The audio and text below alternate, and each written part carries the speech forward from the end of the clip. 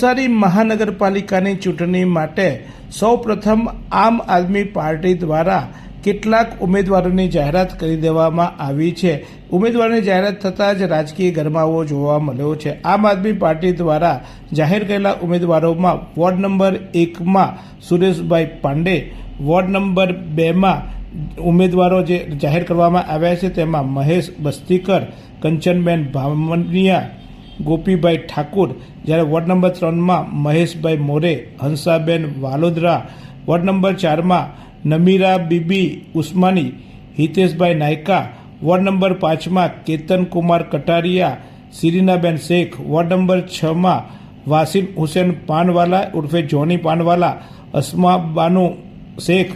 મયુરકુમાર Patel, ward number 8માં દીપકભાઈ શર્મા, જ્યારે ward number 9માં રમેશભાઈ નાયક, વોર્ડ નંબર 10માં Umakant Simpi, ward number 11માં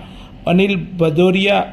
Ritesh Parmar, ward number 12માં શશિકાંત હરપતિ, વોર્ડ નંબર 13માં નૂર મોહમ્મદ અને દિનેશભાઈ પટેલને ટિકિટ જાહેર કરવામાં આવી છે। નવસારી વિજલપોર આમ આદમી પાર્ટીના શહેર પ્રમુખ સુરેશ પાંડે વોર્ડ નંબર 1માંથી ચૂંટણી લડશે, ત્યારે સમગ્ર ટીમ પણ અત્યારે કામે લાગી હોવાનું પણ સુરેશ પાંડેએ જણાવ્યું હતું।